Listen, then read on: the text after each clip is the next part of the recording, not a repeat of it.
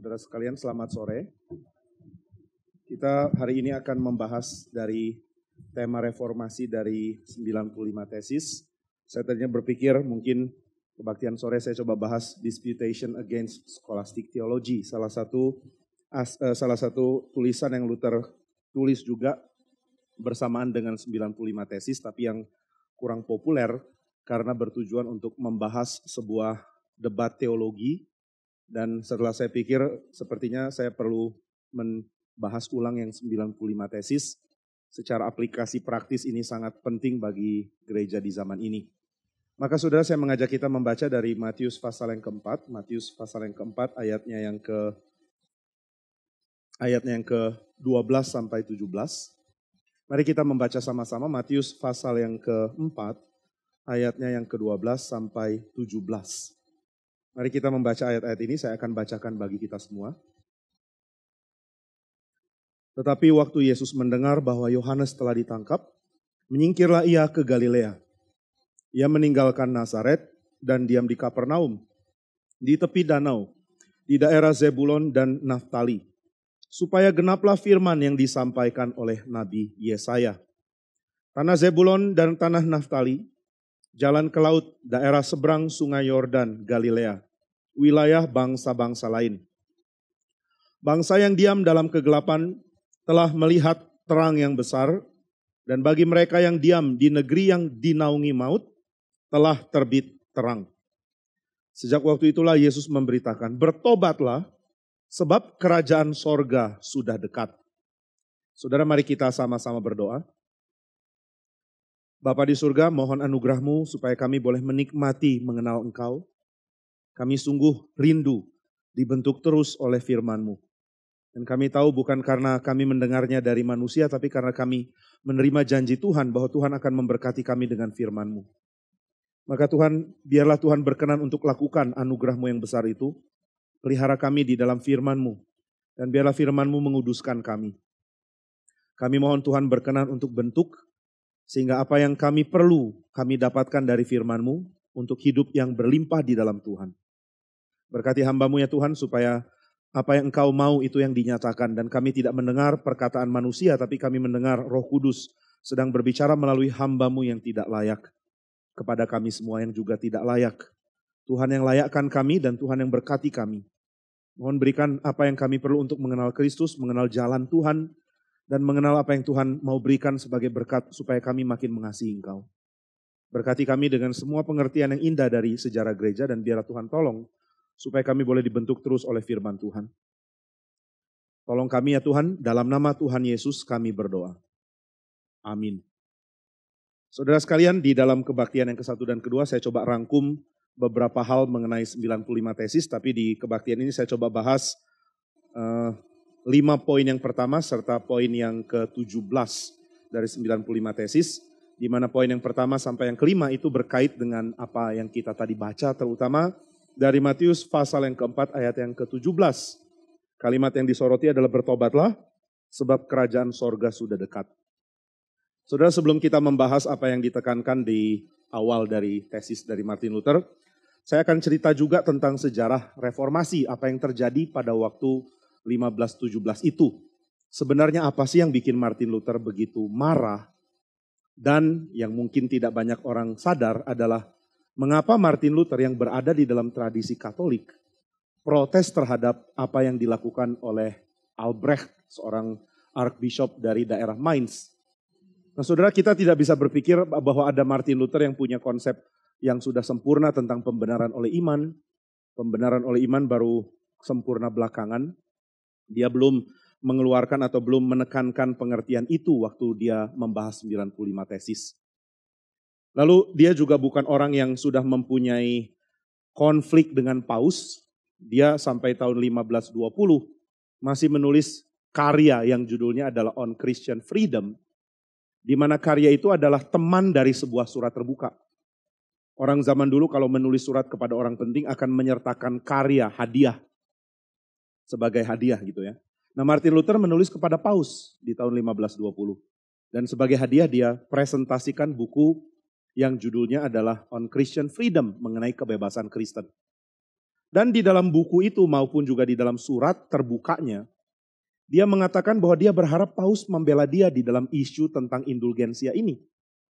Karena dia percaya apa yang dia lakukan untuk membela gereja melawan indulgensia seharusnya disetujui oleh Paus, andai kata Paus mendengarkan argumen yang dia buat.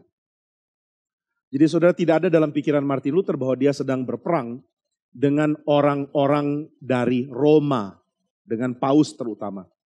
Dia hanya mengkritik Albrecht dan dia pikir Albrecht bertindak sendiri. Nah, ternyata dia salah berpikir seperti itu karena di tahun 1517 Albrecht meminta izin dari Paus, tahunnya apakah 1517 atau sebelumnya. Dia sudah menulis kepada Paus mengatakan dia perlu ada 3 daerah bishopric namanya. Ini adalah daerah di mana dia menjadi archbishop, menjadi kardinal, menjadi pemimpin. Nah, dia sudah menjadi pemimpin di 2 daerah dan dia tidak mungkin mendapatkan daerah ketiga, itu melawan peraturan dari gereja Roma. Nah, tapi dia menulis surat dengan menawarkan bayaran yang jauh lebih mahal ketimbang bayaran yang biasa diberikan untuk sebuah izin. Dan dia disetujui untuk memperoleh sebuah izin dengan harga mahal. Nah, bagaimana cara dia bayar izin yang mahal ini? Dia lakukan cara yang sangat jenius, yaitu dia pinjam uang. Dia pinjam uang dari bank dari seorang bernama Jakob Fugger, seorang bankir yang sangat terkenal dan juga teman baik dari Albrecht. Dia meminjam uang, kemudian dia bayarkan kepada Paus. Lalu dia berencana menyicil pinjaman dan bunganya dengan cara menjual surat indulgensia. Dia akan jual surat-surat ini dan semua keuntungan akan dibagi 2. 50% untuk bayar cicilan plus bunga, 50% untuk Paus, untuk gereja. Nah, tentu gereja tidak akan keberatan dengan cara ini. Sudah dapat biaya uang untuk izin yang mahal sekali, plus 50% dari keuntungan penjualan surat indulgensia. Ini adalah bisnis yang baik. Gereja Katolik dari dulu sudah sangat pintar mengelola uang, nggak ada kerugian di dalam keputusan mereka. Maka ini merupakan satu strategi yang akan menguntungkan semua pihak. Jakob Fugger akan diuntungkan dengan bunga yang dibayar. Lalu Albrecht dari Mainz akan mempunyai satu lagi daerah di mana dia menjadi kardinal. Kemudian Gereja Katolik Roma memperoleh 50% dari biaya penjualan dari hasil dari keuntungan penjualan indulgensia plus uang untuk bayar izin yang luar biasa besar itu. Nah, ini menguntungkan semua pihak. Nah, sehingga indulgensia mulai dijual dan disebarkan dan ada alasan, ada backup dari gereja melalui ada 3 surat atau 3 keputusan dari Paus. Ini yang namanya papal bull di dalam di dalam bahasa Inggris. Nah, saudara, bula Paus atau papal bull yang pertama adalah papal bull mengenai the treasury of merits, mengenai harta dari orang-orang suci. Pada zaman itu dipercaya bahwa orang-orang suci mempunyai kekudusan yang begitu besar, sehingga yang mereka lakukan dalam hidup melampaui syarat untuk masuk surga. Saudara bisa masuk surga dengan level kekudusan yang sedikit lebih rendah dari para santo atau santa ini. Sehingga mereka sudah masuk surga dengan kebenaran mereka dan mereka masih punya ekstra kelebihan. Dan kelebihan inilah yang kemudian disimpan oleh Tuhan sendiri menjadi harta sorgawi, menjadi treasury of merits. Nah, kalau saudara pikir ini bertentangan dengan Alkitab, mereka akan mengatakan ada ayatnya. Tuhan bilang simpanlah hartamu di sorga, ini maksudnya. Nah, jadi saudara lihat ya, semua ajaran bidat itu ada ayatnya. Ayat itu tidak menjamin ajaran saudara benar.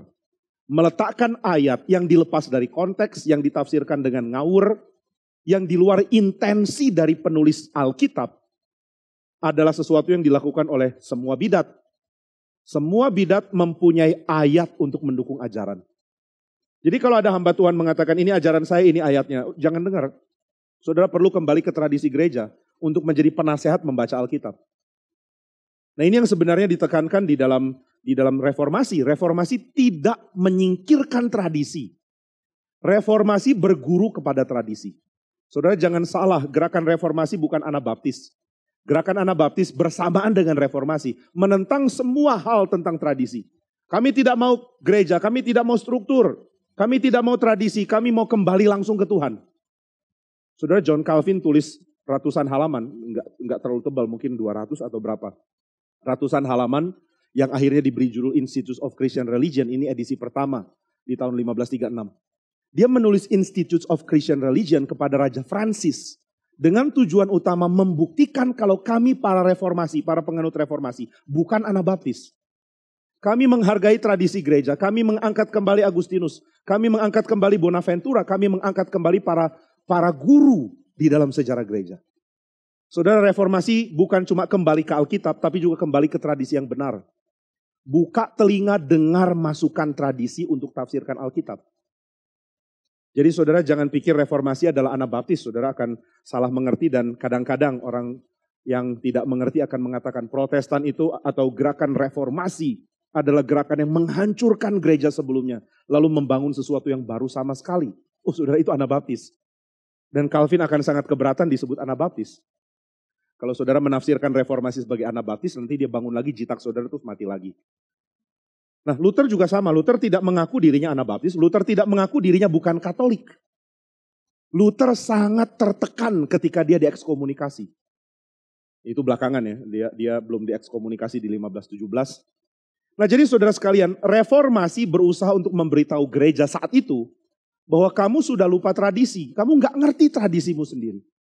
Kamu tidak tahu apa yang diajarkan oleh guru-guru dan juga para bapak gereja. Kamu tidak tahu bahwa apa yang kamu rancang dan kamu desain sudah menyimpang jauh dari kitab suci dan dari tradisi.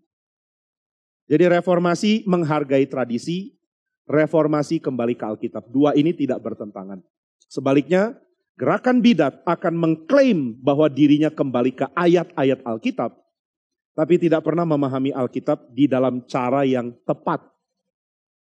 Maka kalau saudara membaca di dalam sejarah dari reformasi, saudara akan menemukan bahwa usaha untuk membangkitkan kembali pengertian yang benar dan Alkitabiah, maksudnya pengertian yang membantu kita menafsirkan Alkitab, itu akan digali oleh para tokoh reformator.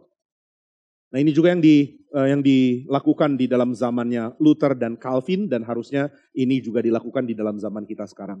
Saudara dan saya perlu buka telinga terhadap tradisi kita sendiri. Menyadari apa sih yang kita tahu, apa yang kita pahami, apa yang kita ekspresikan sebagai pengakuan iman kita. Dari situ saudara akan mendapatkan kekayaan dari membaca Alkitab. Alkitab jadi kaya kalau ditafsirkan di dalam tradisi yang agung, yang limpah. Nah, maka saudara, waktu itu Albrecht dari Mainz mau menjual surat indulgensia kemana-mana di seluruh daerah di Eropa. Dan apa yang dia lakukan itu sebenarnya tidak masuk ke daerah Luther. Luther melayani di sebuah daerah kecil, di sebuah kota kecil bernama Wittenberg.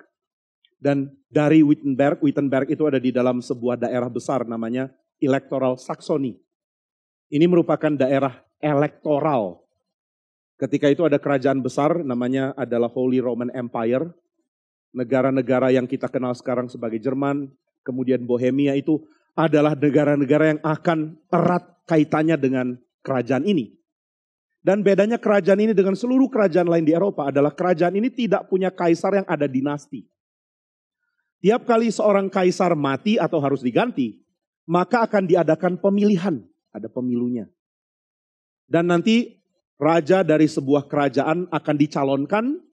Lalu orang-orang yang jadi pangeran atau raja di daerah elektoral, pangeran di daerah elektoral akan memilih. Nah, saudara, Luther tinggal di daerah bernama Electoral Saxony, berarti ini adalah daerah yang akan memilih. Daerah kecil, tapi penting karena bisa punya suara untuk pilih kaisar. Nah, ini yang bikin Martin Luther sangat cepat populer ya. Saudara, Martin Luther bersuara di daerah kecil, maka suaranya menggema di daerah itu. Dan karena daerah itu daerah elektoral, apa yang dia suarakan akhirnya berpengaruh secara, ya kita bilang berpengaruh secara lintas kerajaan. Maka kalau saudara mau punya suara, jangan di kota besar. Mungkin pilih tempat misalnya Pare gitu ya, contoh saya kepikiran Pare di Jawa Timur, saudara pergi ke situ, kemudian saudara menjadi Martin Luthernya di sana. Tapi kalau Pare bukan elektoral ya, saudara susah jadi populer juga. Nah, jadi Martin Luther punya suara yang besar dan daerah yang penting ini memastikan bahwa dia tidak diganggu oleh Roma. Roma tidak ada kaitan dengan Holy Roman Empire.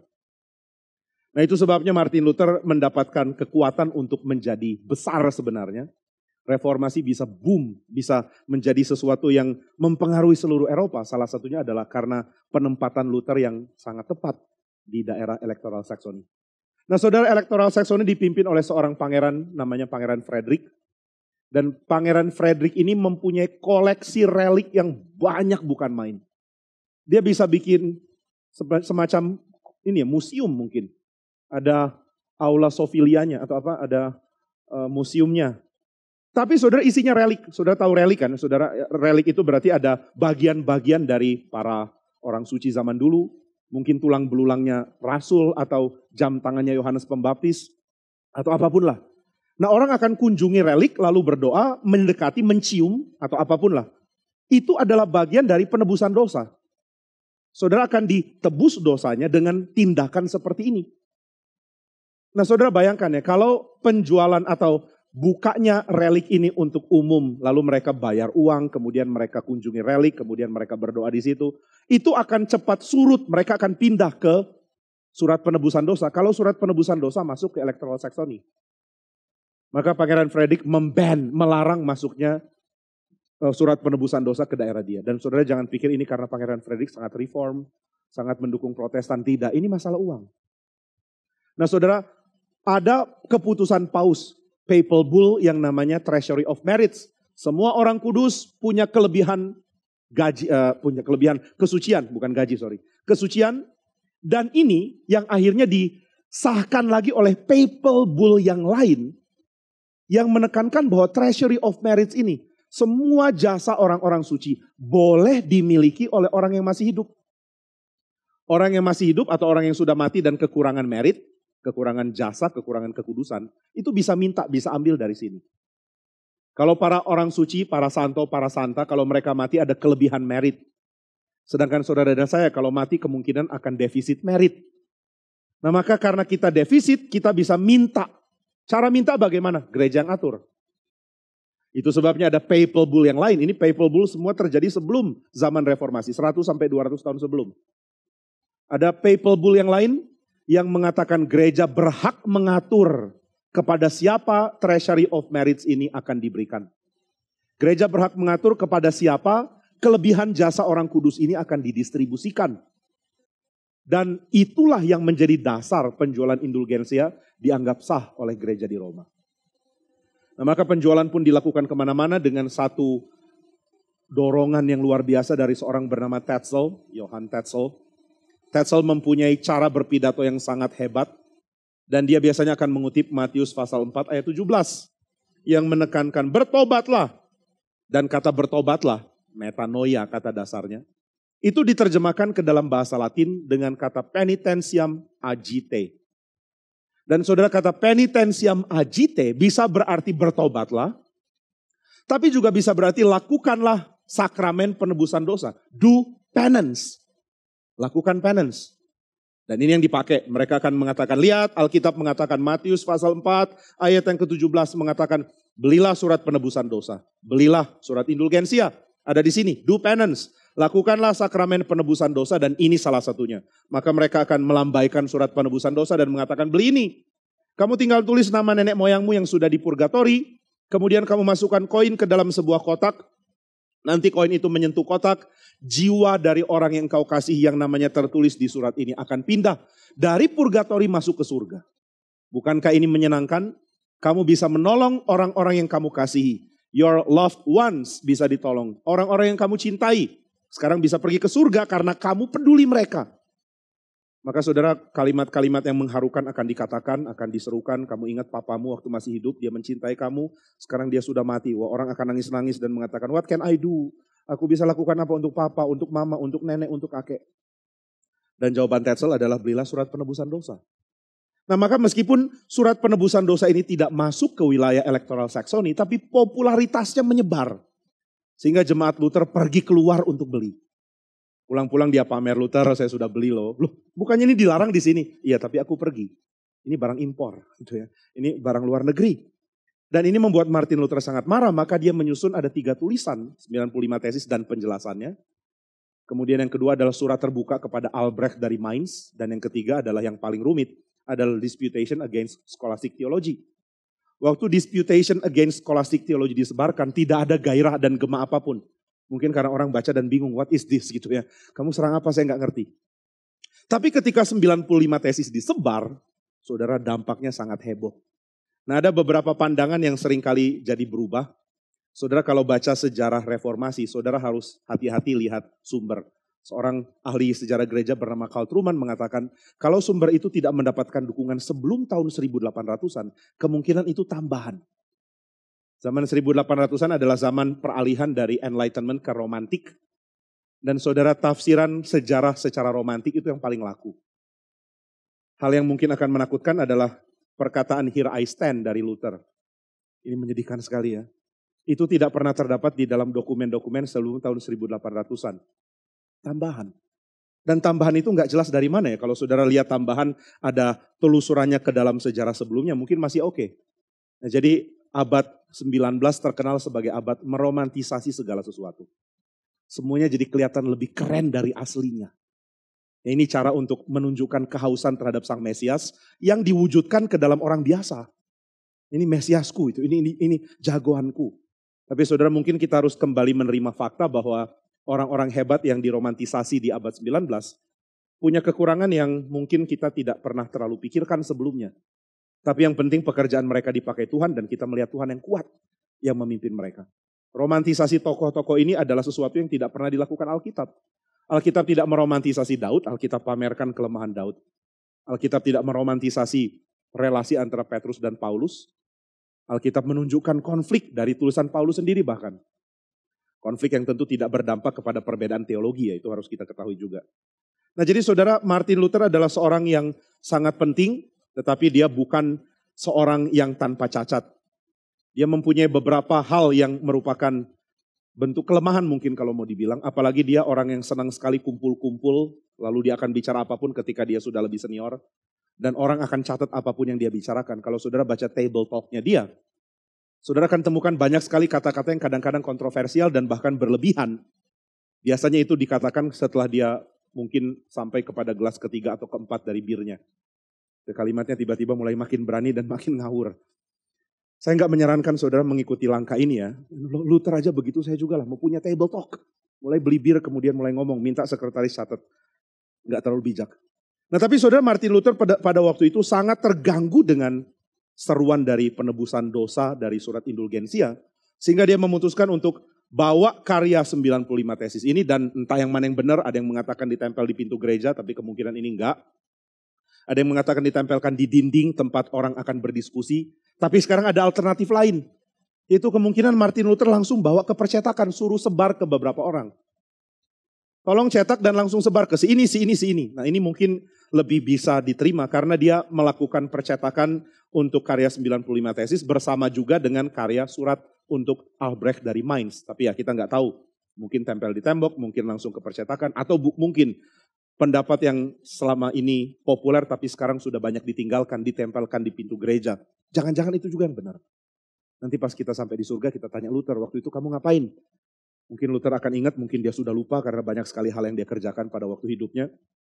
Nah tapi intinya adalah surat 95 tesis itu akhirnya menyebar.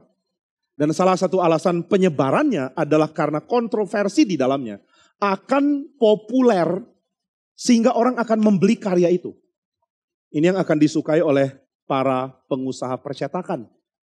Saudara, usaha-usaha percetakan mulai menjamur ketika itu.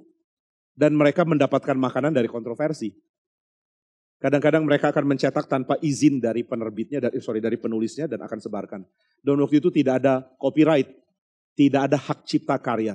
Saudara kasih karya saudara ke percetakan, itu sudah jadi milik percetakan. Dia bisa cetak sebanyak yang dia mau dan dia jual. Dan percetakan kadang-kadang akan memanfaatkan keadaan ini, keadaan ribut. Kadang-kadang percetakan mencetak dari Luther untuk menyerang gereja Katolik dan populer. Setelah itu percetakan yang sama akan cetak pembelaan dari Katolik untuk menyerang Luther. Jadi mereka bisa main di dua pihak. Mereka lihat keuntungan. Nah maka sangat mungkin Martin Luther membawa itu ke percetakan atau dia tempel di tembok gereja kemudian ada yang bawa ke percetakan dan akhirnya tercetak kemana-mana. Dan apa yang dia tekankan di dalam 95 tesisnya adalah kata bertobat. Wah, itu sesuatu yang disalah mengerti oleh penjualan surat indulgensia. Itu sebabnya di tesis pertama dia langsung mengatakan ketika Tuhan dan Tuhan kita Yesus Kristus berkata, bertobatlah dalam bahasa Latin, penitentiam agite. Dia menginginkan supaya seluruh kehidupan orang percaya menjadi sebuah kehidupan pertobatan. Dia langsung menyerang inti dari permasalahan indulgensia. Apa sih problemnya indulgensia? Kadang-kadang kita membawa Luther belakangan untuk dibaca ke dalam 95 tesis. Padahal bukan itu yang Martin Luther sedang kemukakan di tahun 1517. Kita sering membenturkan bahwa Martin Luther tidak suka perbuatan yang menyelamatkan. Kamu jangan bertindak untuk keselamatanmu. Berbuat untuk selamat itu tidak ada, itu bukan Injil. Injil itu murni karena iman. Ini gak salah memang karena iman. Tapi waktu itu Martin Luther tidak sedang menyerang usaha untuk selamat. Saya usaha untuk selamat dengan membeli surat indulgensia. Lalu Luther mengatakan tidak, bukan dengan usaha tapi dengan iman. Bukan. Luther sedang menekankan bahwa kehidupan Kristen adalah kehidupan pertobatan. Jika tingkah lakumu tidak berubah, jangan pikir surat indulgensia bisa melakukan sesuatu.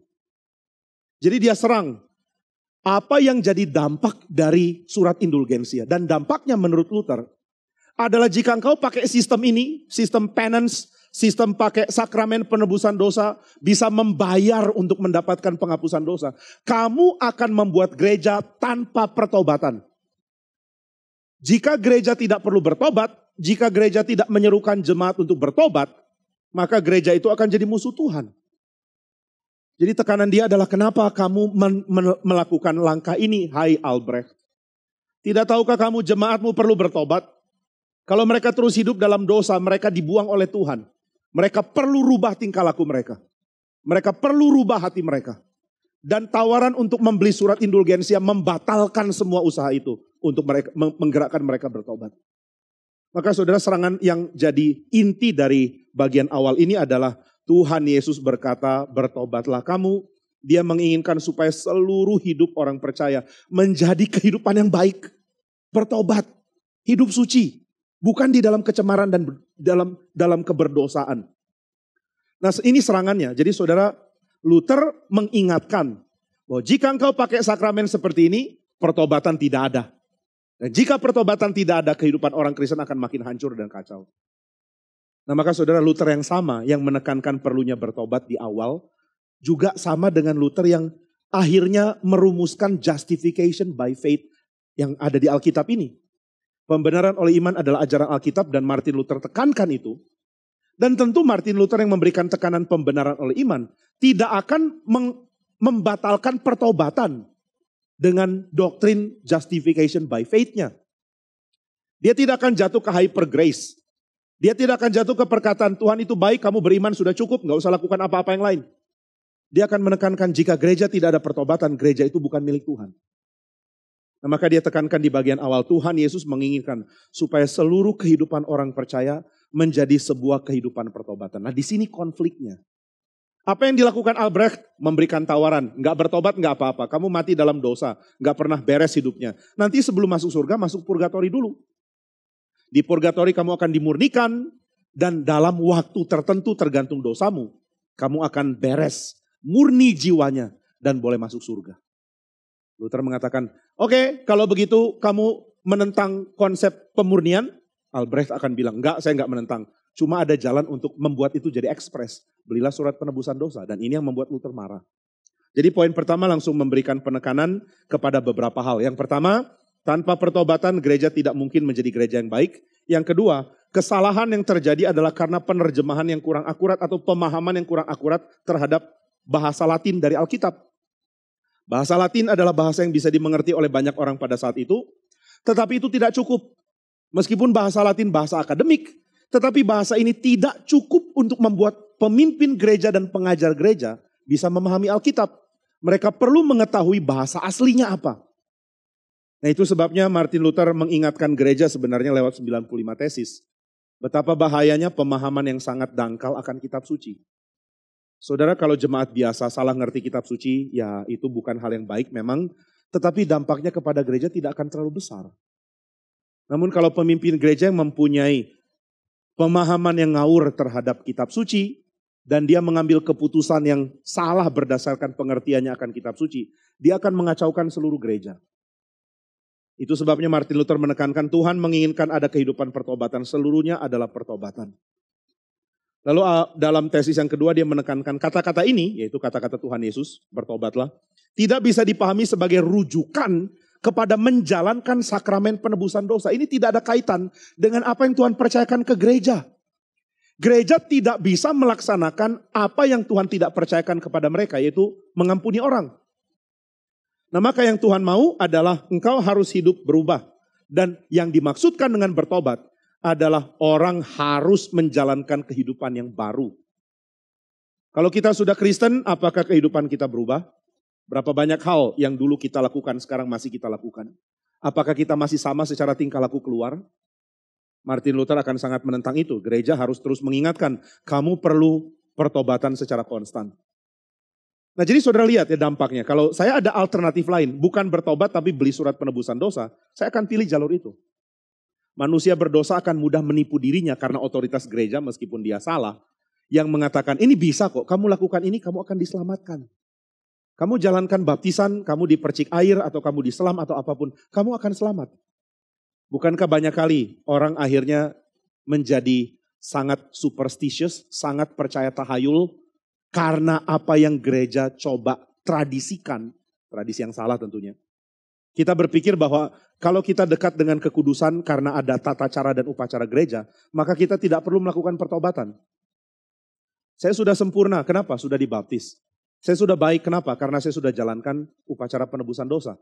Saya sudah oke karena saya sudah beli surat penebusan dosa. Nah, ini akan membuat jemaat menjadi terkacaukan dan mereka akan memiliki pengertian yang salah. Dan saudara, ketika orang dituntut untuk bertobat oleh Tuhan Yesus, tuntutan pertobatan itu adalah tuntutan di dalam tawaran Injil. Ini yang jadi konteks di dalam Matius pasal 4. Ketika kita baca dari ayat yang ke-15, di situ ada berita kabar baik dari kitab Yesaya. Ayat yang ke-15 dan sampai 16 diambil dari Yesaya pasal yang ke-8. Di mana Yesaya sedang memberitakan tentang berita baik bahwa Tuhan akan pulihkan Israel. Tuhan akan kembali menjadi raja. Lihat kepada janji Allahmu. Allahmu akan kembali jadi raja. Ini kabar baik kan? Nah, maka saudara, ketika Yesus mulai melayani, Yesus sedang membawa berita Injil. Dia sedang bawa kabar baik. Ini kabar baiknya. Apa kabar baiknya? Bertobatlah kamu. Jangan hidup sama lagi. Bertobat, berbalik dari kehidupanmu yang sebelumnya. Itu adalah bagian dari berita Injil. Dalam pengertian 95 tesis tidak ada benturan antara Injil dan keharusan untuk bertobat. Saudara tidak bisa menawarkan berita Injil dengan terus menekankan, kamu bisa selamat no matter who you are, itu benar. No matter what you do, itu benar. No matter what you still do. Nah, ini yang salah. Kamu gak bisa tetap melakukan dosa-dosamu dan mengklaim keselamatanmu. Saudara mungkin akan mengatakan itu kan early Luther di awal. Luther juga bisa salah toh. Yang gak bisa salah bukannya Calvin. Bagaimana pendapat Calvin? Calvin agak lebih parah dalam hal ini. Karena di dalam buku Institutio, Calvin bahkan menekankan keharusan untuk mengalami secara praktek hidup kesatuan dengan Kristus, baru ada ketenangan di dalam kepastian keselamatan. Dan saudara, di dalam Westminster Confession of Faith, kalau kita mau lari lagi ambil referensi lain. Siapa tahu ada referensi lain di dalam tradisi reform yang lebih kuat. Westminster Confession of Faith di dalam bab yang mungkin ke-8 ya, saya agak lupa. Di dalam bab itu ditekankan bahwa keanggunan mempunyai keyakinan keselamatan akan dimiliki orang percaya setelah sebelumnya dia konflik dan bergumul di dalam waktu yang panjang. Jadi saudara, sebelum kita sadar bahwa kita adalah orang yang mencintai Tuhan dan mau bertobat dan berubah karena cinta kepada Tuhan, kita tidak bisa mengklaim keselamatan itu menjadi milik kita dengan sembarangan. Nah, ini kan agak bertentangan dengan penawaran Injil yang terlalu terburu-buru. Sudah tahu ya, salah satu yang ditentang habis-habisan oleh Paris Reidhead, seorang pengkhotbah dari Amerika. Dia menentang kebiasaan KKR yang dilakukan dengan cara yang menawarkan Injil dengan murah, bukan main, murahan. Pendeta akan mengatakan, ayo saudara sekalian sudah dengar khotbah, ini sebenarnya adalah bagian ekstrim yang diambil dari Billy Graham. Billy Graham punya sisi salahnya dalam hal ini. Saudara kalau dengar Billy Graham berkhotbah, selesai dia berkhotbah, dia akan mulai lakukan calling. Dan callingnya kadang-kadang membuat kita tidak nyaman dengarnya kalau kita terbiasa dengar Pak Tong. Billy Graham akan mengatakan, sekarang saya akan selesaikan khotbah saya akan katakan sesuatu kepadamu. Tidak perlu usaha keras untuk jadi Kristen. Yang perlu kamu lakukan hanyalah mengambil langkah dari tempat dudukmu maju ke tempat ini. Bukan jarak yang jauh, hanya berapa meter dari tempatmu ke sini. Dari tempatmu sini, bukan sesuatu usaha yang besar. Mari jalan ke sini, bukan hal sulit kok. Mari jalan sini dan kamu akan jadi Kristen. Bukan hal sulit, itu terus ditekan. Menjadi Kristen bukan hal sulit, cuma sejauh kursimu ke sini, jalan aja sedikit kamu sudah Kristen. Nah, pengkhotbah-pengkhotbah kemudian akan mengekstrimkan itu dengan memakai konselor-konselor yang akan memastikan orang yang sudah maju, kamu sudah selamat. Orang akan maju dan mengatakan, Tuhan saya mau menjadi milikmu. Ayo ada doa penerimaan. Kamu akan terima Tuhan Yesus, ikuti doa saya. Saya nggak ngerti ya kenapa kalimat doa yang diikuti dari orang lain itu sudah mencap keselamatan pada orang itu. Itu aneh sekali. Jangan lakukan penginjilan cara seperti itu ya. Saudara suruh orang berdoa ikuti saudara, itu nggak salah. Tapi setelah berdoa saudara mengatakan, nah sekarang kamu sudah selamat. Kalau mati kemana kamu? Ke surga. Bagus, karena kamu sudah ikuti kalimatku. Omong kosong. Saudara tahu dari mana orang itu sudah benar-benar bertobat? Tidak ada ketaatan kepada apa yang Yesus katakan di sini. Bertobatlah. Di mana pertobatan kalau begitu? Nah, maka Paris Reidhead dengan sangat emosional. Dia mengatakan, kamu pengkhotbah-pengkhotbah kebangunan, kamu seperti Lewi, seperti imam murahan yang melayani dengan upah mendapatkan baju dan juga mendapatkan 2 shekel. Berapa shekel saya lupa. Dia sangat emosional waktu mengatakan itu dengan mengatakan, kamu tidak bisa bikin Injil jadi murah seperti itu. Kamu sedang mempraktekkan pragmatisme Amerika. Amerika sangat pragmatis dan itu yang diekspor kemana-mana di seluruh dunia. Sehingga Indonesia pun mengimpor dari Amerika kehidupan serba pragmatis. Pokoknya yang paling instan, yang paling gampang, yang paling enak buat saya itu yang akan saya kejar. Dan kekristenan adalah agama paling enak. Bayangkan agama lain harus doa seperti ini, harus sembahyang seperti ini. Kristen enggak. Tinggal jalan dari tempatmu ke sini, simple. Itu adalah omong kosong besar dari para revivalis palsu. Saudara Pak Tong enggak pernah lakukan itu ya. Saudara coba dengar kalau orang maju, Pak Tong suruh doa apa? Tuhan saya berjanji akan setia kepadamu. Itu yang didoakan. Saya berjanji akan tinggalkan dosa. Saya berjanji akan ikut engkau. Tolong saya setia kepadamu. Pak Tong gak pernah janjikan, oke kamu sudah maju di KKR saya, kamu sudah diselamatkan, sudah gak usah pikir apa-apa lagi. Bahkan kadang-kadang Pak Tong minta kamu doa setelah itu, supaya kamu tahu kehendak Tuhan, lalu minta kekuatan jalankan. Nah, maka Westminster Confession of Faith memberikan peringatan bahwa sebelum ada keyakinan dari hasil pergumulan, jangan terlalu gampang mengatakan saya milik Tuhan. Belum pernah bergumul sebelumnya kok. Belum pernah merasa gentar terhadap penghakiman Tuhan. Belum pernah tahu apakah kalau dibuang itu menggentarkan atau tidak. Kita take for granted bahwa ada Tuhan atau enggak ada Tuhan itu sama. Pokoknya ada Tuhan, enggak ada Tuhan, enggak terlalu beda. Mempercayai Yesus cuma menambahkan kepastian keselamatan. Saudara enggak bisa kekristenan dijadikan seperti itu. Kekristenan sudah dijadikan murah dengan tawaran palsu dari pemberita Injil palsu. Itu sebabnya saya terus tekankan, jangan bangga kalau kita sudah banyak kabarkan Injil. Tapi Injil yang kita kabarkan justru bikin orang binasa. Apa itu Injil? Itu dulu penting untuk dijawab. Oh saya beritakan Injil tiap hari, saya sharing Injil. Injil yang mana? Jika engkau cuma menjanjikan keselamatan kepada orang yang tidak pernah menunjukkan tanda pertobatan. Engkau sedang membinasakan orang itu. Dengan mengatakan kamu sudah selamat dan aku sudah mengabarkan Injil. Banyak omong kosong dikerjakan di dalam kekristenan. Termasuk di dalam orang yang pikir dia sudah banyak kerjakan sesuatu di dalam berita Injil dan penginjilan. Saya mau tahu dulu Injil apa yang kamu beritakan sih? Nah, maka saudara sekalian Martin Luther tidak terjatuh ke dalam kekacauan itu. Dia mengingatkan kalau hidupmu tidak menjadi serangkaian pertobatan untuk Tuhan. Entah berapa banyak surat penebusan dosa engkau beli, percuma. Tidak ada pertobatan. Kata-kata ini, kata-kata Tuhan Yesus, tidak bisa dipahami sebagai rujukan kepada sakramen penebusan dosa. Saat ini kita tidak ada sakramen penebusan dosa mungkin. Tidak ada yang jual-jual ini di gereja reform. Tapi ada tawaran, bukan dari gereja reform pastinya. Tawaran yang mengatakan, sudahlah kamu gak usah terlalu rumit hidup Kristennya. Pokoknya kalau kamu sudah pernah klaim percaya Yesus, sudah oke kok. Tapi saudara jangan lupa ya, Paulus menekankan pertobatan. Petrus menekankan pertobatan. Tuhan Yesus. Martin Luther mengatakan Tuhan kita, master kita. Mengajarkan kalimat penting, bertobatlah. Maka pertobatan tidak bisa diwakilkan oleh sebuah kertas yang bertuliskan nama. Nah lalu poin yang ketiga, tesis yang ketiga, ini makin dalam lagi. Martin Luther mengatakan tetapi ini juga tidak berarti hanya pertobatan dari dalam, inner.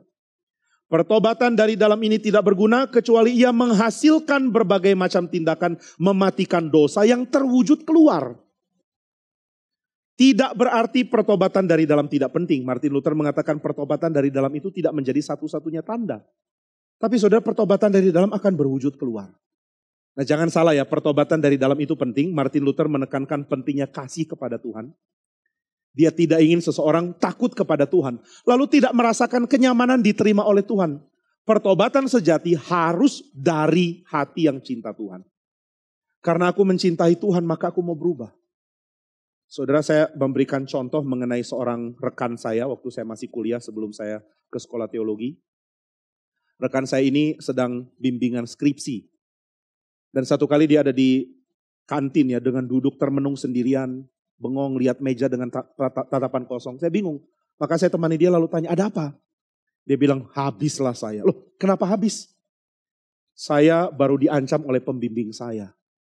Pembimbing saya nggak setuju dengan apa yang saya lakukan di skripsi saya. Maka dia mengatakan kalimat yang mengejutkan saya. Pembimbing saya mengatakan, hidupmu di tangan saya.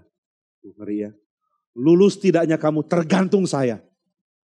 Kalau kamu tidak taati apa yang saya suruh di dalam mengerjakan skripsi, saya tidak akan luluskan kamu. Dan jangan minta ganti pembimbing karena saya senior di sini. Wah, dosen kalau udah ngomong gini agak sulit ya. Saya senior di sini, kamu minta bimbingan dari siapapun. Mereka bisa saya pengaruhi. Saya akan bilang ke mereka jangan luluskan kamu. Jadi kamu turut apa yang saya bilang. Kalau enggak kamu enggak akan pernah keluar dari tempat ini hidup-hidup. Luar biasa ini, skripsi jadi masalah hidup dan mati. Lalu dia mengatakan kalau begini caranya saya mesti mati-matian taat sama dia. Dia suruh apapun saya akan jalankan lah. Sudah pokoknya apapun dia bilang. Dia suruh saya bikin ini, bikin itu, cuci mobilnya, apapun lah. Saya akan jalankan.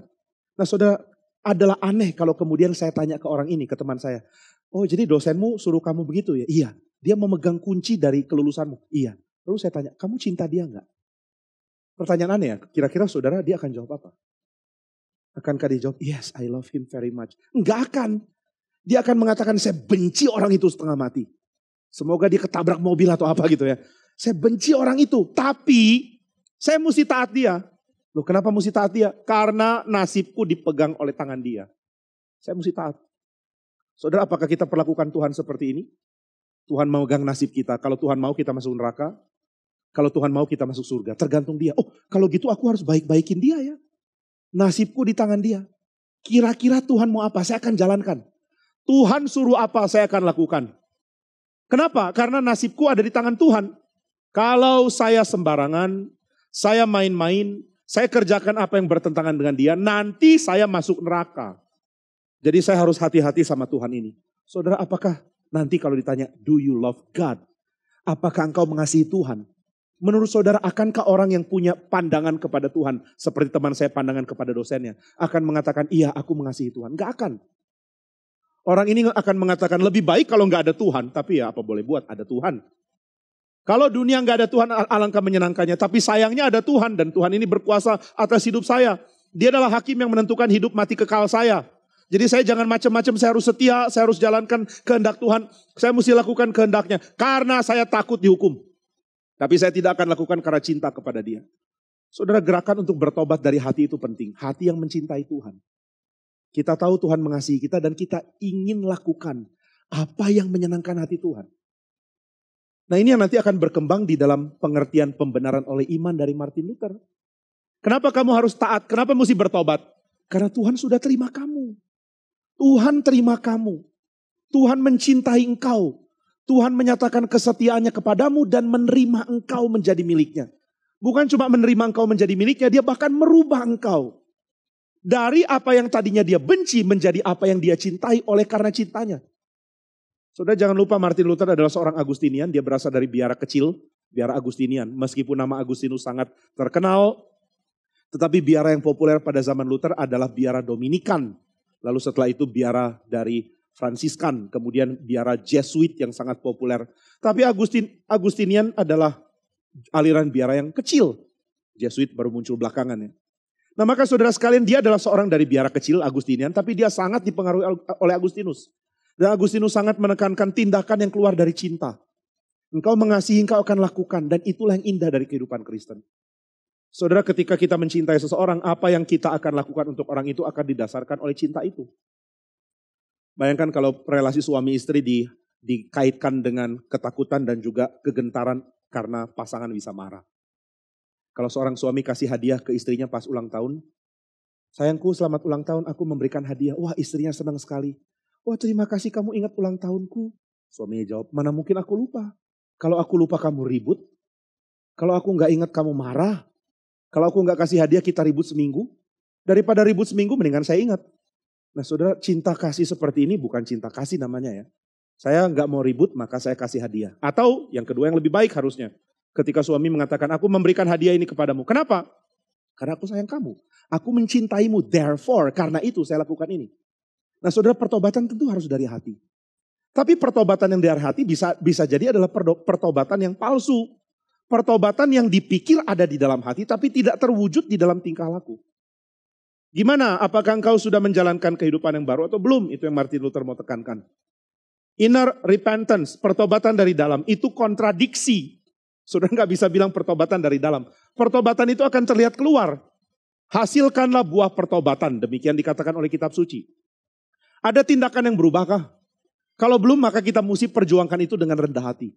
Saudara mesti sadar, dan saya juga tentunya, bahwa tindakan pertobatan dari dalam akan terwujud keluar.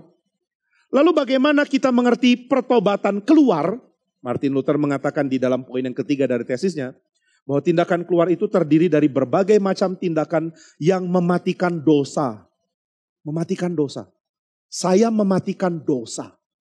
Dosa adalah sesuatu yang digerakkan oleh arah hati menurut Agustinus. Saudara, di dalam skemanya Agustinus ya, posse peccare dan non posse non peccare dan lain-lain. Ya kita urutkan ada keadaan posse peccare, yaitu mungkin berdosa. Ini keadaan sebelum manusia jatuh dalam dosa.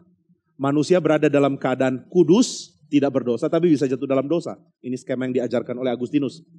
Lalu setelah manusia jatuh dalam dosa, maka dia masuk dalam sebuah keadaan yang namanya adalah non posse non peccare. Non posse non peccare. Tidak mungkin tidak berdosa. Setelah manusia jatuh dalam dosa, tidak mungkin kita tidak berdosa. Lalu banyak orang berpikir bahwa dosa itu hanyalah tindakan keluar yang secara moral salah. Maka orang akan mengatakan, saya rasa pengertian Agustinus salah. Karena ada kok orang yang sudah ada di dalam dosa, setelah Adam jatuh dalam dosa, tapi dia mungkin tidak berdosa. Ada kok tetanggaku gak berdosa meskipun bukan Kristen. Tapi kalau saudara tanya lagi, tetanggamu itu melakukan apa yang kamu bisa cap dia tidak berdosa? Oh dia jujur orangnya, dia baik. Dia melakukan segala sesuatu yang diperintahkan. Dia nggak pernah mencuri. Dia suka tolong orang. Dia cepat sekali membantu. Dia kirim sembako. Pokoknya semua hal yang baik dia lakukan. Nah, ayo orang Kristen, coba jawab. Tetanggaku yang belum Kristen itu hidupnya baik. Gimana kamu menanggapinya? Biasanya orang akan menanggapi. Nah tuh kan, orang nggak Kristen aja begitu. Orang Kristen bikin malu. Nah gitu kan biasanya tanggapannya. Tapi saudara, Agustinus akan tanggapi. Orang yang kamu bilang bersih, yang kamu bilang tidak ada dosa, sebenarnya cuma menjalankan gairah hatinya. Apa yang dia cintai itu yang akan gerakkan dia untuk bertindak. Kita adalah manusia yang dikuasai oleh keinginan, dan keinginan itu muncul dari hati yang mencintai sesuatu. Maka apapun yang dia kerjakan, motivasi utamanya adalah apa yang dia cintai. Itu sebabnya pertanyaan yang harus ditanyakan, ini yang ditekankan oleh James Smith. Pertanyaan yang harus ditekankan ke tetanggamu yang katanya bukan Kristen tapi sangat baik itu adalah what do you love? Apa yang kamu cintai? Kamu cinta apa dalam hidupmu? Dia akan mengatakan saya cinta pengakuan bahwa saya orang baik. Nah itu problemnya, itu dosa. Kamu tidak mencintai Tuhan. Dan karena itu tindakanmu tidak pernah diarahkan untuk Tuhan. Jadi saudara, kita ketika jatuh dalam dosa tidak mungkin gak berdosa. Karena apapun yang kita kerjakan digerakkan oleh gairah kepada yang bukan Tuhan. Saya ingin nama baikku, saya ingin kejujuranku dikenal orang, saya ingin namaku dan keluargaku diakui sebagai orang baik. Makanya saya tidak pernah bertindak jahat, makanya saya sering tolong orang. Itu sebabnya pertanyaan kunci dari memahami bahwa orang tidak mungkin tidak berdosa adalah tanya, apa yang kamu cintai? Dan dia gak akan menjawab Kristus kan? Karena dia gak Kristen kok. Dia gak akan menjawab Tuhan karena dia gak Kristen. Dia tidak akan menjawab I love God with all my heart and my strength and my mind. Dia tidak akan mengatakan aku mengasihi Tuhan dengan segenap hati, dengan segenap jiwa, dengan segenap akal budi. Enggak mungkin. Maka saudara, kita setelah jatuh dalam dosa berada dalam keadaan non posse non peccare. Enggak mungkin enggak berdosa. Tapi penebusan membuat kita ada di dalam keadaan yang membingungkan. Di satu sisi hati kita kembali kepada Tuhan. Tapi di sisi lain ada cabang-cabang dari hati kita yang masih dialirkan ke cinta kita yang lama. Ada cabang-cabang yang masih mengalir ke yang bukan Tuhan. Dan itu sebabnya skema berikutnya di dalam pengertian Agustinus adalah posse non peccare. Mungkin untuk tidak berdosa. Tapi masih bisa berdosa. Saya orang Kristen mungkin tidak berdosa. Mungkin. Caranya bagaimana? Cintai Tuhan. Tapi mungkin gak kamu jatuh dalam dosa? Mungkin. Karena aliran-aliran lama kadang-kadang keluar. Aku mengingat kembali cintaku kepada diriku. Cintaku kepada hawa nafsu. Cintaku kepada egoku. Cintaku kepada nama baikku. Cintaku kepada kesenangan, apapun itu.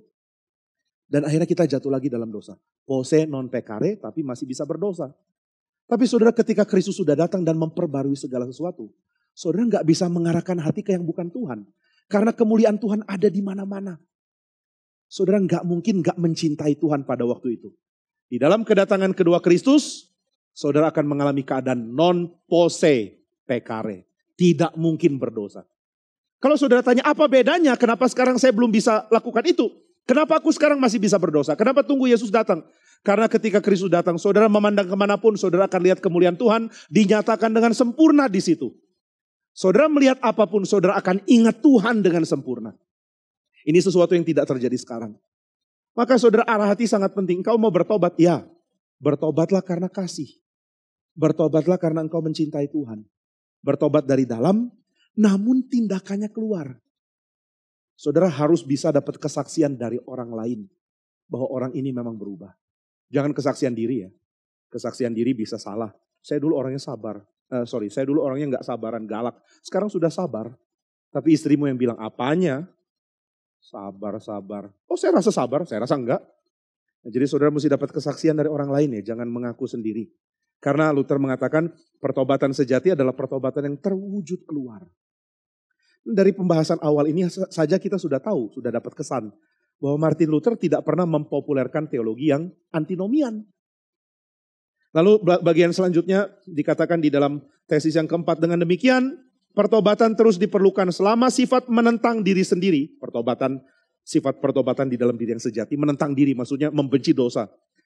Dengan demikian pertobatan terus diperlukan selama sifat menentang diri terus ada. Sampai kita masuk ke dalam keadaan bertemu Tuhan. Sampai kita mati. Maka Luther mengatakan pertobatan akan terus kamu harus lakukan. Selalu akan ada hal yang perlu dirubah dari hidupmu. Nggak ada saat dimana kita bisa membanggakan diri dan mengatakan saya sudah sempurna. Dulu memang saya penuh dosa, tapi sekarang sempurna. Saudara, saya ingat ya ketika harus bersaksi di Kapin. Ada nasihat yang baik sekali dari Pak Stephen Tong. Pak Stephen Tong mengingatkan bahwa setiap kesaksian itu bukan periode di mana kita sudah mendapatkan kepastian bahwa kita sudah sempurna. Bukan. Ini adalah satu kesaksian bahwa selama saya hidup, yang saya alami cuma belas kasihan Tuhan, bukan yang lain. Apapun itu karena belas kasihan Tuhan. Dan saya masih memerlukan itu untuk tahun-tahun ke depan sampai saya mati. Luther mengingatkan kita semua perlu bertobat. Enggak ada saat di mana kita bisa membanggakan kehidupan yang sempurna. Kita senantiasa perlu bertobat dan itu akan dibatalkan dengan skema penebusan dosa. Kamu perlu bertobat? Enggak, kan bisa beli. Pertobatan itu murah, apalagi kalau ada diskon. Mungkin kalau zaman dulu sudah ada belanja online, maka akan ada ada web belanja online-nya Vatikan. Lalu nanti akan ada flash sale atau apa namanya. Dosa pencurian, lagi diskon gitu ya. Harusnya 500.000 sekarang cukup 50.000 hanya dalam waktu 1 jam. Jika engkau cepat, maka dosa pencurian akan beres dengan 5.000 saja. Bayangkan berapa kacaunya. Jadi saudara, Martin Luther sudah lihat potensi merusak dari keputusan pemimpin gereja ini. Ini yang namanya kepekaan seorang pemimpin. Dia tahu bahwa kalau kamu lakukan ini dampaknya begini. Nah maka Luther khawatir jika engkau pakai skema ini, kamu akan membuat orang tidak lagi menganggap konstan bertobat itu penting. Adakah yang harus kamu rubah dalam hidup? Enggak, yang penting punya uang. Nanti tinggal beli. Surat penebusan dosa ya, bukan panduan liturgis. Tinggal beli, gampang. Masukkan uang sebelum koin berbunyi di dasar, jiwa sudah pergi ke surga. Ini yang Martin Luther sangat keberatan sebenarnya. Jadi saudara jangan salah ya, ini bukan mengenai, ayo kamu selamat bukan karena perbuatan. Memang benar ya, saudara jangan pikir saya nggak percaya itu. Saya percaya keselamatan bukan karena perbuatan, tapi keselamatan tidak pernah dikontrakan dengan perbuatan. Gak pernah dibenturkan. Bukan karena keselamatan, bukan karena perbuatan saya selamat, tapi jangan pernah pisahkan keselamatan dari perbuatan. Itu kacau sekali nanti. Nah maka Luther menekankan ini, kita akan terus menerus punya kebutuhan bertobat, terus menerus diperlukan. Selama sifat menentang diri ada, kita akan terus menerus koreksi diri. Nah saudara, maka bagi Martin Luther koreksi diri itu penting. Coba cari lagi, coba gali, kamu harus bagaimana di hadapan Tuhan. Apa yang harus kamu matikan? Bagaimana kamu harus hidup? Matikan dalam dirimu. Dan saudara, saya matikan apa yang ada di dalam diri saya bukan karena saya takut Tuhan akan menghukum, tapi karena saya cinta Tuhan. Kasihku kepada Tuhan menggerakkan aku untuk mengalami pertobatan yang penuh sukacita. Ini poin yang keempat, lalu di dalam bagian yang kelima, ini juga bagian penting.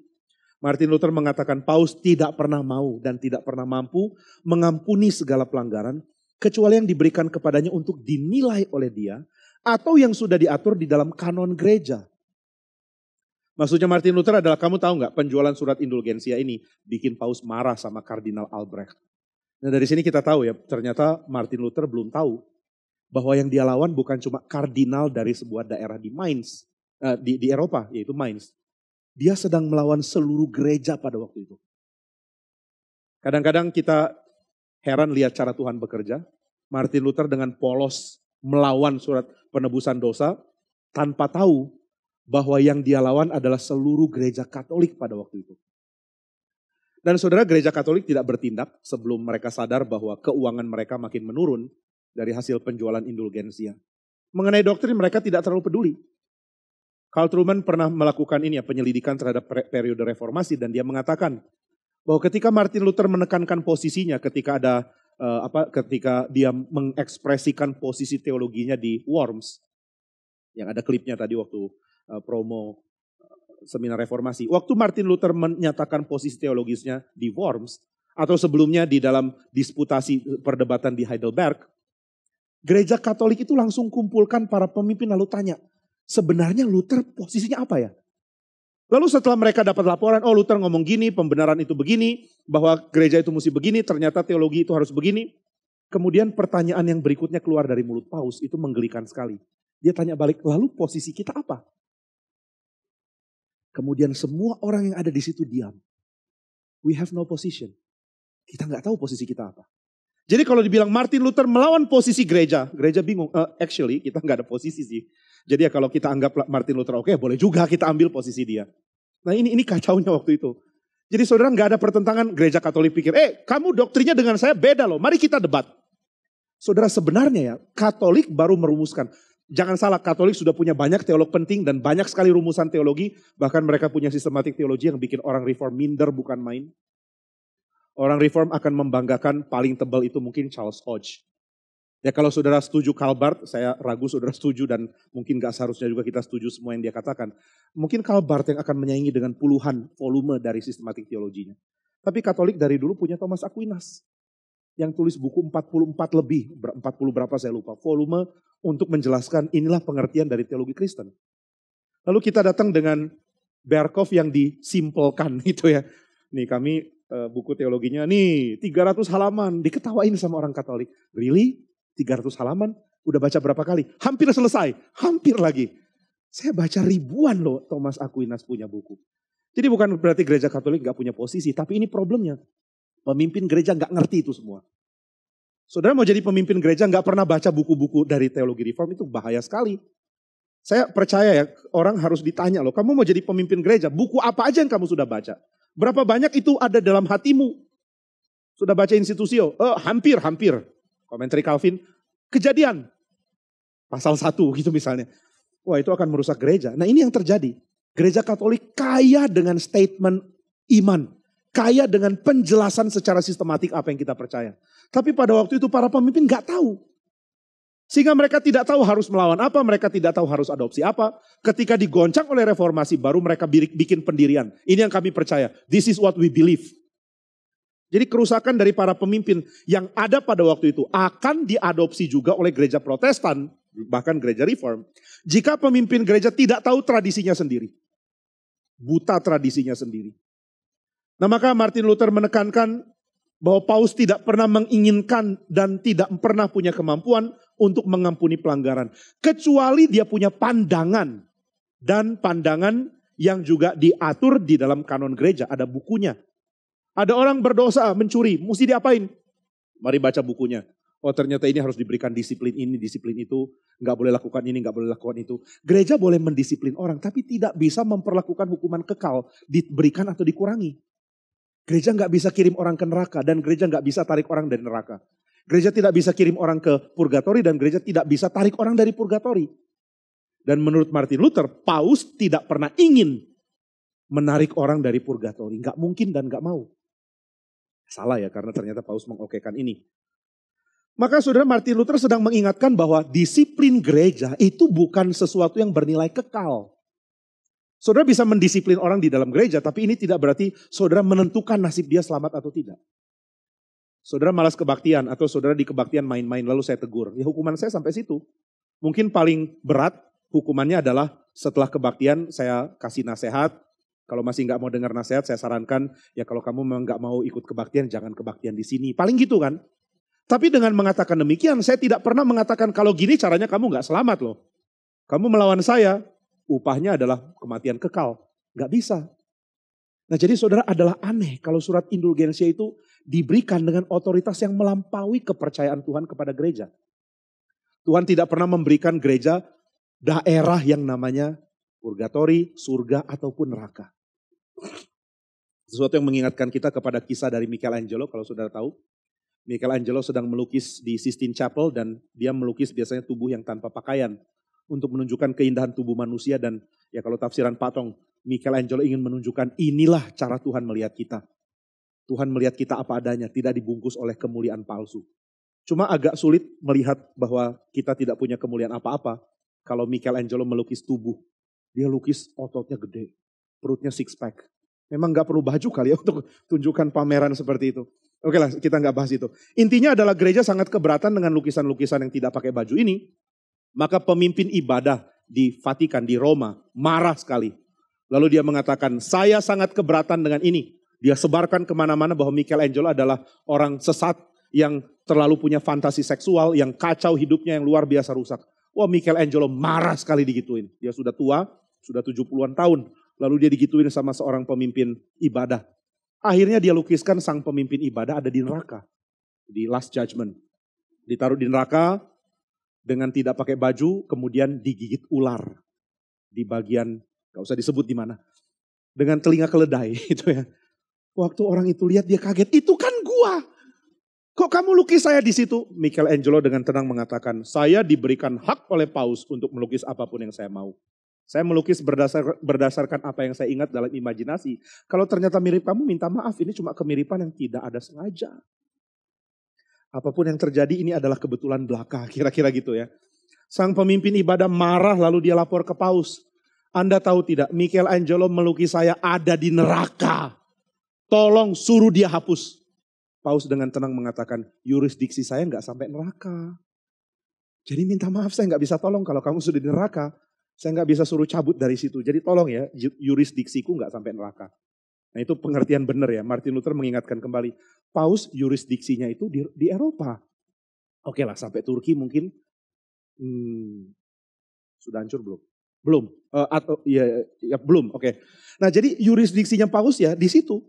Paus tidak punya hak untuk mengatakan, oke, hukuman kekalmu di purgatori akan dipendekkan, hukumanmu di purgatori akan jadi kurang. Nggak bisa.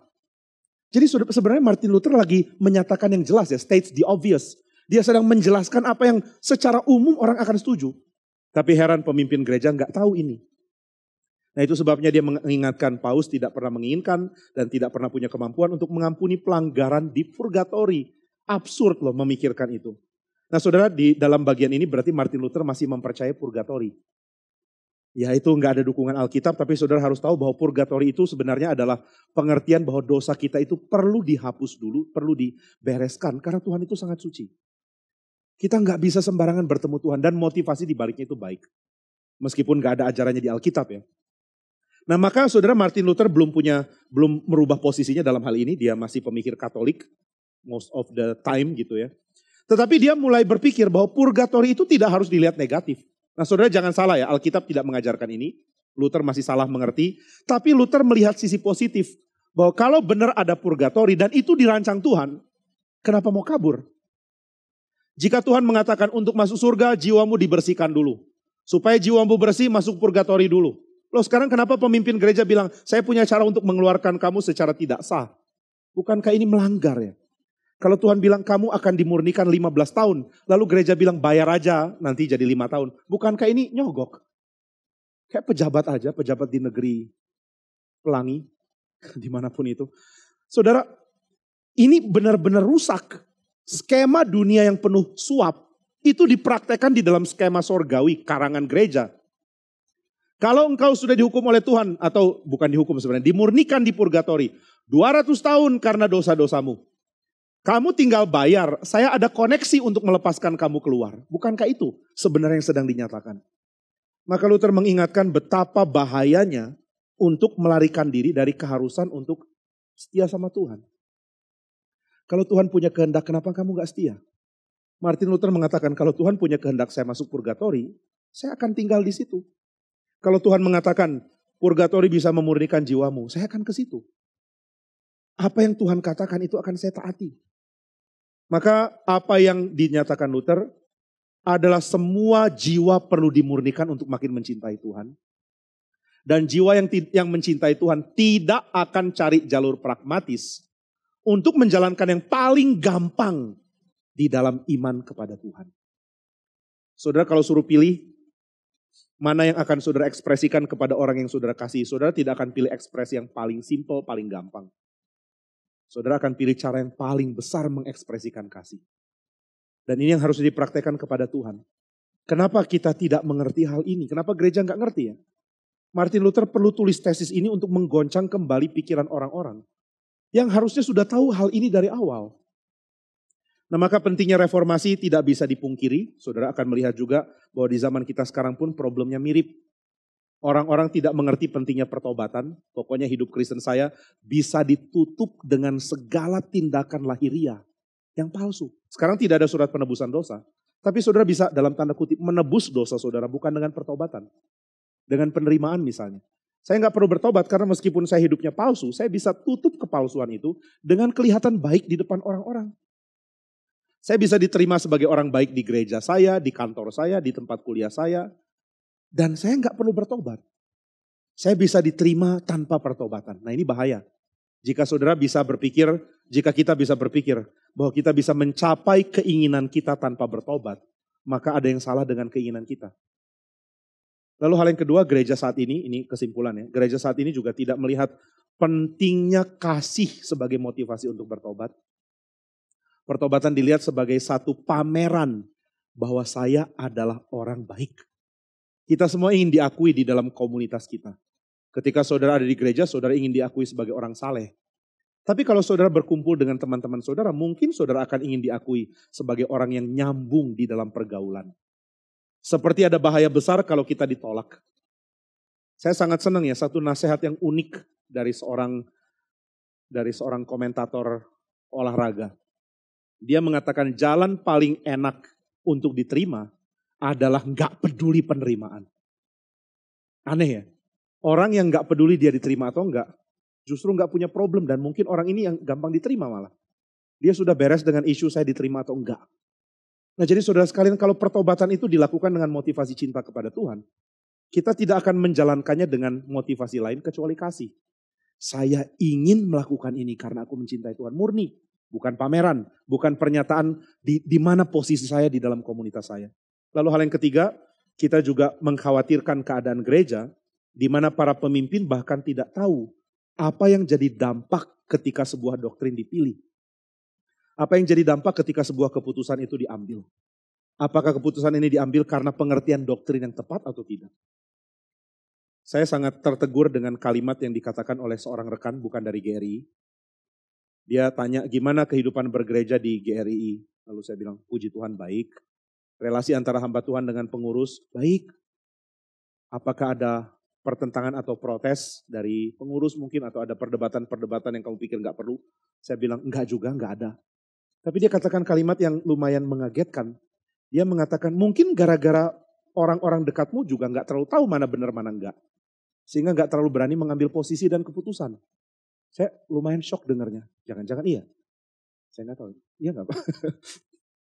Mungkin keadaan aman karena orang tidak berani menyatakan pendapatnya. Karena mereka bahkan nggak tahu apa yang harus dipegang.